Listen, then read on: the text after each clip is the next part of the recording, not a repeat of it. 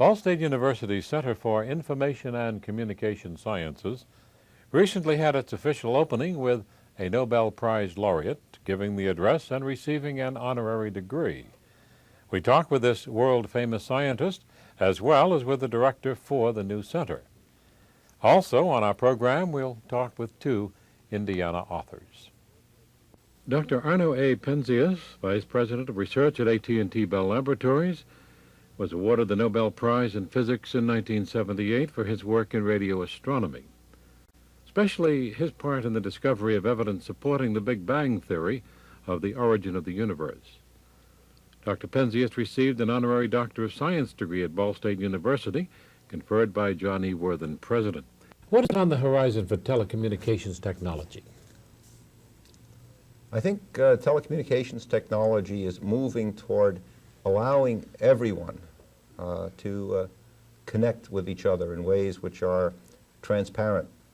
That is to say, people are going to be able to build a network of their own, a kind of private network, the kind of thing you have when farmers used to sit around a Cracker Barrel, except do it electronically, bringing contact to the people and the kinds of information they need. There's a tremendous software job, and some hardware as well, to make that happen, because today much of telecommunications is predicated upon the fact that everybody wants to call up a single central office, make a certain kind of voice phone call to some other person connected to the same office. Today we have all kinds of other needs. Some of them are for information, some are for entertainment, some are to keep in contact with people. Some of those needs are different. Some may even someday you may want to look at each other, for example. All those different needs are going to be met not in a single network in the way that we used to describe it, which is to say a system of identical people, identical needs, but rather a network which is itself made up of smaller networks, a network of networks. And some of these networks will be computer networks. Some, like the one here on the campus, will be a combination of voice, data, and all kinds of things, bringing people together in the ways they have to be brought together. And I think that's the exciting thing, this movement from a single solution to a whole range of solutions which all mesh together. And this meshing is really, this integration, I think is really the exciting thing that's coming. There was one comment that sparked my interest when you mentioned we may want to look at each other. In reference, say, to phonovision. Is that something that was ahead of its time? I think it was brought together, it was brought out at a time that people didn't want it. I think in the future, as people, I'm not sure that people really want to look at each other all that much. In fact, I think one of the reasons teenagers like to talk on the phone so much is because they're a little bit insecure about their faces. And this way they can get very close to another person without exposing themselves. That's just a little theory. But in the future, for example, when you have your terminal screen, which may be bringing up anything from entertainment to recipes to math, I'm sure that you'll be wanting to use more than one kind of computer operation at a time. And you may have seen Windows. Have you seen Windows on some of the newer computers? Well, each of those windows can be a different computer program. In the future, I suspect that one of those windows can be your friend's face, or graphics, or the two of you are discussing the repair of a car, so that a picture of the car may want to appear on this screen. If you're dealing, say, if you're making a phone call to your insurance adjuster, one of the things you will want to be looking at is a picture of the dent together, and maybe a picture of the intersection where the accident happened. I don't know. But all those things are possible when they're brought together in a larger context, which is communication, data processing, access to information, consultation, business, rather than just say, since I've been talking to you, I'll also want to look at you. There just wasn't enough need for that, and there are some social biases against it. Very frankly, people don't like the way they look on TV usually. When I've had friends, when I have friends who look at a television picture, they're always sure everybody else's picture is fine, but my own isn't. It's the same thing we have with a tape recording. You ever notice that people always say, there's something funny with my voice, everybody else's sounds okay. Right. I don't sound the way I think I do. Yes. Mm-hmm. And in the same way, I don't think we look the way we want. So I don't think television works just as a communications medium by itself. Is there a possibility our society is becoming saturated with new technology? I think it's possible. I think we are in a situation of technological affluence. That is, we have access to more technology than we necessarily need. What that does is gives us choices. I mean, we could say we are saturated with food because we have the option of going to any one of 30 restaurants and getting a hamburger, and every one of them has a hamburger for us. I don't think we want to be in a situation where there are exactly as many hamburgers available as there are dinners in the country. You know, you don't want to get just a little token that says, tonight you're going down the street and you're going to eat from 6:30 to 7:30. I mean, there are planned economies that work that way. I think it's a terrible idea. I think there is a nice abundance of technology and people can make choices from it. The implication is somehow that life is too complicated or made unpleasant by technology, and to the extent that technology is applied incorrectly and is forced upon people rather than selected by people, I think there can be some dislocation. But I think the nice thing in the future will be that people will have the choice of what kind of technology they want. And it really will be users of technology who will define, for example, their communications networks. It won't be a question of this is the way it's going to be, plain black phone, twisted pair of pliers.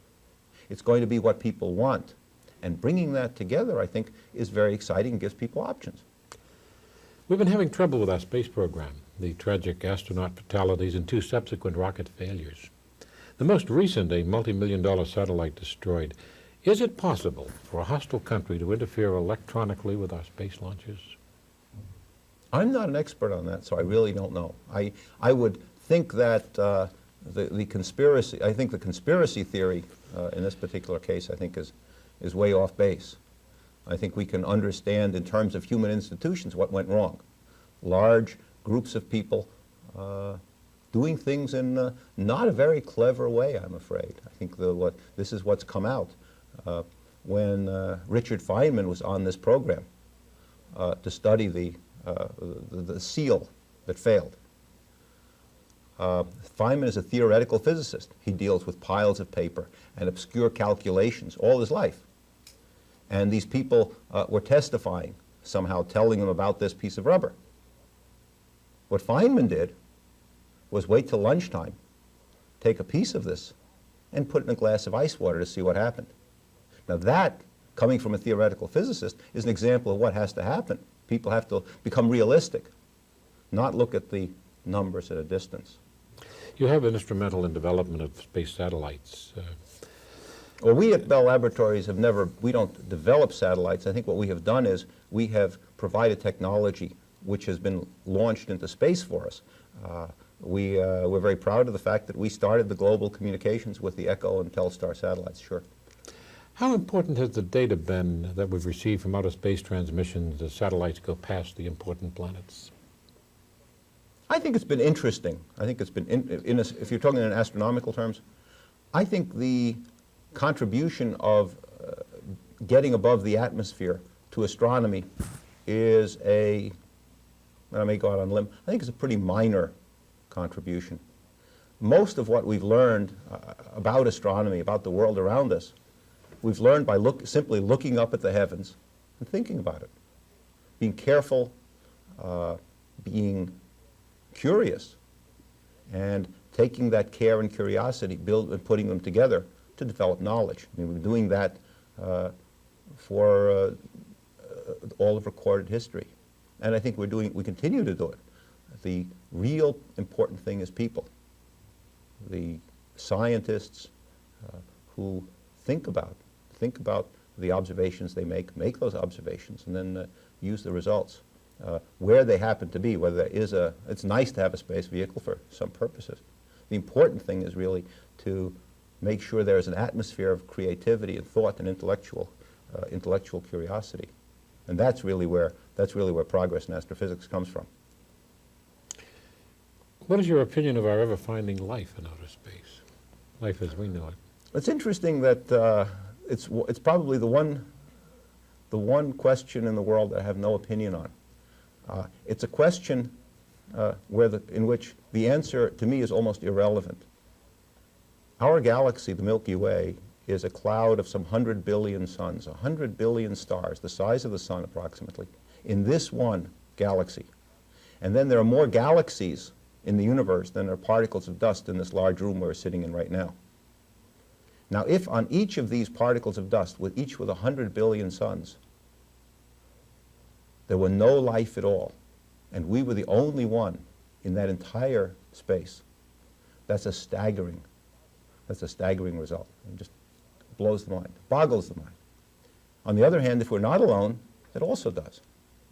And the answer is, either answer gives you the shivers. So I don't care which one it is. They're both scary, because it really is, it comes back to what the psalmist says, what is man that thou art mindful of him? You know, what are we doing here in the first place?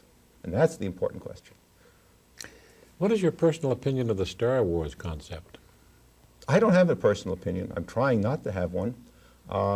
Some colleagues of mine, the American Physical Society, are spending a lot of time and effort to try to come up with more coherent answers. I think there are a lot of true believers on both sides. A true believer is someone who sets up a set of opinions and then looks for facts to prove them. I hope that there will be, in addition to people who have very strong opinions, some people who will keep an open mind until all the facts are in. So that I think what one needs is a real understanding of what to do. The only danger is that, well, there are two, the big danger that I see is that in the absence of facts, someone may, in fact, deploy such a system under the by calling it research. I mean, you can't do $6 billion worth of research. I mean, all the universities in the country together maybe do $6 billion worth of research. So when you start spending that kind of money and calling it research, you're really deploying. And I would certainly object to deploying such a system until I knew more about it. But certainly I can't say I object to the concept until I know more about it. That's why you don't have a personal opinion. I don't have a personal opinion. I think it's important, however, not to go ahead and deploy under the guise of research. As one of the country's leading scientists, would you be involved in research for this project? Well, AT&T does do a certain amount of work for the government, but it's not our principal occupation. The research I do, and the 1,000 or more people at AT&T Bell Laboratories who do research in my organization, are supported by AT&T to do fundamental work which ultimately will provide technology in the long run for the kinds of businesses we're in. That's rather different from the kinds of things that are needed in the Strategic Defense Initiative. Much of what we do, like the invention of the transistor, the solar cell, our Unix operating system, have impact in other places, but that's not our job. And so I don't really see having any direct contact with it, personally. I'd like a little insight and Sure. self-analytical answer to this. Would you describe yourself as a scientific visionary, such as Buckminster Fuller is a visionary, or are you more practical in your scientific approach? I don't think, no one's ever asked me that question before. I don't think I would put myself in a single box. I think it depends on the, if anything, I think it depends on the company, the stimulation. You know, you asked me before, has my life changed since the Nobel Prize? I think what's happened is that I've got to meet more people. And the people I talk to and the people I interact with have changed my views, my attitudes, and to some extent even some of my habits. And so I think that in some environments, with some stimulation, I do take a rather visionary view. I think it's important for scientists not just to do their thing, as it were, on some narrow way for some particular goal. I think it's important for scientists to look at the broader context and the implications of their work. So I try to do that. If I'm a visionary in that sense, that's true. But on the other hand, I try to base my visions of the future in things I know about. I don't try to speculate beyond what I'm aware of. For example, somebody asked me about the nature of work. You know, what is work going to be like in the 21st century? I have no way of knowing. And I mean, I could come up with some very convoluted theory, I suppose. But what I told that particular person was, I've got a bunch of computer scientists down the hall who each have as much software ability, as much hardware, as the average knowledge worker will have 10 or 20 or maybe even 30 years from now, because they have all this stuff. And so I could look at them. They can telecommute if they want. They've got all the communications links to their house. They've got terminals and everywhere. And I can tell you what they do. In that particular case, I find they behave just like everybody else. They like coming to work. They want to talk to each other. They go out for lunch together. They have pizza together. They have a common room with couches and magazines and so forth. So yes, I think about the future. Yes, I think about the larger context. But I try to come up with something practical. Just like Richard Feynman and his glass of ice water and this thing which was a piece of evidence in a Washington hearing room. I try to connect it to the practical world. So what I'm really looking for is some kind of integration, some kind of synthesis between the things I can touch, feel, smell, put my hands around, or at least, as you know, I do a lot of hand waving, the things I can at least visualize with the movements of my hands, and try to take those and then extrapolate them into some other area. Dr. Rayford Steele is director of the Center for Information and Communication Sciences. Groundbreaking for this new building is June 20th. Dr. Steele talks with us about the location of the new building, its importance to the university, and the new programs that will be offered in it. Dr. Steele, how important will the new center be to the university? Well, I think, Jim, what it'll really do for us is it positions the university as a leader. It gives us an opportunity as one of the few places in America that has taken a broad approach to looking at communication information in an interdisciplinary fashion. That sets us aside from other places. And when you combine that with a new building, some new faculty, and some tremendously new and excited students, you get an opportunity for Ball State to step forward in this area, which is an emerging area, not an old area. The building is going to be located in relation to what campus buildings? Well, now, if you understand the campus and you know where the Bell building is, it will sit right next door to the Bell building. If you continued along past the new building site, you'd come to Teachers College. If you went directly across the street, you would have architecture and you would have the business school and then the library, so you can get a sense of how it fits into that complex. But it's right next door to the Bell building. Located on McKinley Avenue. On McKinley Avenue, that's right. Mm-hmm. It's going to house what services? Well, we're very fortunate to have been able to get the state support in putting some special services together as well as academic programs together. First, we're going to bring in WIPB. WIPB obviously is in a little crowded space as it goes right now, and what they'll be able to do is get expanded facilities both for office and studio space. We'll add to that the University Media Services, which makes some sense that they be in the same kind of facility so that they can cooperate more. We'll add to that academic programs. Of course, the center will be located there, and then one of our most important departments, John Kurtz is the chairman of the telecommunications department, and that group will come in there. Of course, there'll be student facilities and campus-wide facilities for faculty to come in and be able to get some help using some of the media-related activities and also some of the other technologies. And of course, we'll have our laboratories in there for the academic program. How large a building are we talking about? Well, it's sizable enough for all those units to go in. Obviously not big enough. There has never been an academic building built that was big enough. And as a matter of fact, this is the first phase of what we hope will be a two-phase building project that will allow us to incorporate the other departments who are cooperating with the center as appropriate into that facility. And you hope to break ground when? June 20th is the stated date, and we're looking forward to being able to do that. With a completion date of? Well, early 1988 is my hope. Now, I'm always an optimist, but I believe that's about right. Do buildings ever come in before their time? Well, some do. Some do. It'll depend. You know, it takes a lot of luck. We've had some very good help from Bob Mantock and Tom Kinghorn here, Tad Perry, who are the people who help us with building buildings and getting buildings built. So I think with their continued support, we'll be close. How about potential for satellite hookup? This is very important. It sure is. As a matter of fact, that is one of the most distinctive elements that we could have in this program.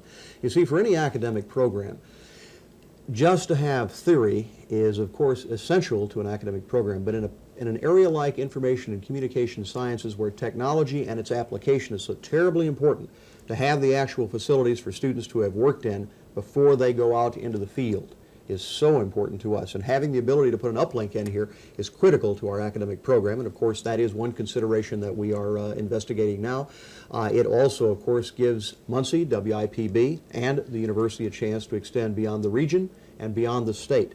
We are a member, one of the 100 universities participating in the National University Teleconferencing Network. That's the largest campus-based satellite education program in America. Once we have an uplink capability here, we can be one of the leading universities in that group to send specialized programming out to that 100 university group, as well as others around the nation. What kind of programming would you send out? Well, it'll depend on any given set of needs. You see, any time that you have the ability, you have the flexibility now when a particular topic hits. For example, not long ago, we participated in a series of education programs. Teachers College did. We have an outstanding Teachers College that indeed is in position to take the lead on that and produce from here some special programs. We have a business college that's already doing some statewide educating an MBA, and they have a special entrepreneurship area that they're working on, and that's another prime opportunity to come from Indiana to go out. And the center itself, of course, there aren't many like us in the world. And that gives us a chance to lead nationally. Right now, we have some organizations around the country that are going to be providing us satellite-driven services. Scientific Atlanta, for example, is involved with us, so is AT&T, so are some other organizations that have satellite capabilities. Our ability to be able to send through an uplink device is just as important as our ability to be able to receive. There is another BSU that I could use for an example. It's called Boise State University, that on May 22nd this year is, because they have uplink capabilities, they are having a national conference emanating from Boise State in Boise, Idaho. Now, if Boise State can do that, why in the world should Muncie, Indiana, and Ball State University, twice the size, with one of the most advanced programs in the country, be able to do exactly the same thing? I think we can. It's going to offer you almost unlimited potential. Well, you never like to say unlimited. It'll always be limited by our own imaginations. Let's talk about some new academic programs. Well, what would you like to know? Well, we have, what are you going to offer? Well, the center itself and the new Master's in Information and Communication Sciences, it's a Master of Science degree, it will offer a 4-component part academic program. We will, as a goal, try to provide the community with problem solvers in the information and communication field. We have 4 component parts the students will pursue, although they'll have to get a background in all 4. The first part is the environment in which information and communication problems exist. That's regulation, that's the business environment, and it's the human environment. It doesn't make much sense if you solve a problem that isn't a human problem. Technology is a tool to work for us. We're not trying to put technicians out, we're trying to put problem solvers out onto the street with our educational package. The second piece, if you know the context of the problem or the environment, you need to understand the technologies. Not so much every little detail of the technology, or how to build a computer, or how to build a telephone system, or how to build a video system, but instead what the various technological options can do for you to help you solve your problem. The third thing, once you know the context, once you know the technologies, we want them also to understand something about planning and design of systems within the human context. They've got to meet human needs. And then, of course, the 4th component part, a critical one, is the management of those systems once you get them up. Now, in each of those areas, people will be able to specialize to some extent and go out to the various areas in which they will find employment. And that could be as broad as the broadcasting community, the journalism community, the MIS community, the large organizations who need voice data and video management right now, which is a tremendous need in this country. We're seeing integrated technologies and not many people understanding how to manage the integration process. We want to turn some people out who know how to do that.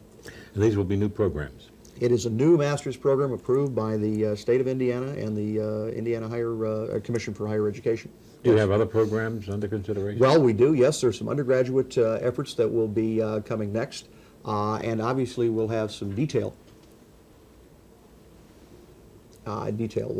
programming in terms of institutes and conferences and seminars. For example, we have just held a major seminar on the weekend of 9-10 May, which brought in people from all over the country, and we'll be able to do more of that sort of thing to service the state of Indiana. Really strengthen the telecommunications area. Oh, absolutely, and of course, they us. Authors Dennis Hensley, Fort Wayne, and Holly Miller Anderson have co-authored a novel. On the Ball State University campus to talk with English students about how 2 people in 2 different locations can co-author a novel, they discuss this new approach romance fiction with us. We're going to talk to the authors of The Legacy of Lillian Parker. And this is, believe it or not, a clean romance. And two authors, although there is the author as listed, Leslie Holden. We're going to find all about the book and the authors. How did Dennis Hensley and Holly Miller come out as Leslie Holden? Well, the name itself is a kind of an interesting story to it. We decided to use a byline rather than two individual bylines, and Leslie we chose because it could either be male or female. And Holden, Jim, I would think you'd see that, the H-O-L for Holly, D-E-N for Dennis. Of course. Okay? So obvious. So together we're Leslie Holden. Right. Okay. And how did you come to collaborate, Dennis? I've known Holly for some years now, but we admired each other's career and had swapped a few articles that we had seen. But the original idea came out of a writers' conference. I had been reading some novels, and a friend of mine named Phil Johnson, who was an editor, said, I remember one time a novel was written by a team of writers. Do you think that could ever be done? I said, boy, it seemed hard to match all those styles. And he said, I'd like you to try it. So I contacted a few authors and said, well, let's try this together, and found out you can't match all those styles. But Holly and I found out that we had very compatible styles. She was able to bring a woman's perspective to the story. I was able to bring a man's perspective. So we created a very strong basic plot and then a subplot that dealt with kind of a congruent story. And our styles were so well suited to each other that we just went ahead and completed the novel, and we found a publisher for it too. Is this something that you think will continue, your collaboration? Oh, yes, we're committed. When we sold this book, we also sold them on the idea of 2 sequels, and so we have signed contracts, and we're midway through the second one. In my introduction, I mentioned a clean romance as compared to some of these pretty steamy affairs that we get. Is a book like this going to be popular, or has it become popular? Has it been out long enough to indicate? No, it's hot off the presses. In fact, you're looking at one of the very first copies available, so we're hopeful. We don't really have any reports now as far as sales go. But I think it will be successful because it has a lot in it. It has some adventure, it has a lot of romance, a lot of tension, and it all comes together at the end into a terrific conclusion. It's a good story, it's readable, and there is no smut to it. It doesn't seem to be lacking, though. I don't think, do you, Dennis? Some of the early reviews that were sent out, the original drafts of the novel were sent out to reviewers, and they came back very positive about it, saying that it was a forward step. The traditional romance had one basic plot. Girl meets boy, it's the wrong boy, she finds the right boy at the end of the novel. Ours was far more sophisticated in that we had subplots working in several different locations and working together for one major story. So the reviewer said it's a more sophisticated book. It doesn't rely on just sensual reaction, but it has a real plot to it. So we were really pleased with those early reviews.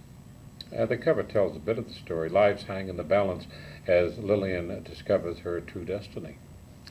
I wrote that copy. Right. It gives you a little bit of a clue, and there's some more copy on the back that fleshes it out a bit. Also, I think the illustration gives readers a clue to what it's all about. A little bit of symbolism there. The key character is a city girl, and her roots are in Detroit, and then of course the love interest is from Tennessee, and he's more of a rural type, and so they had to go through a lot to come together, and that's what the book's all about, getting them together. All right, what is the mystery part then? Well, Lillian has a brother who supposedly has been dead for 10 years, but only recently it's been discovered that he's been a POW in Vietnam, that he really wasn't killed in action after all.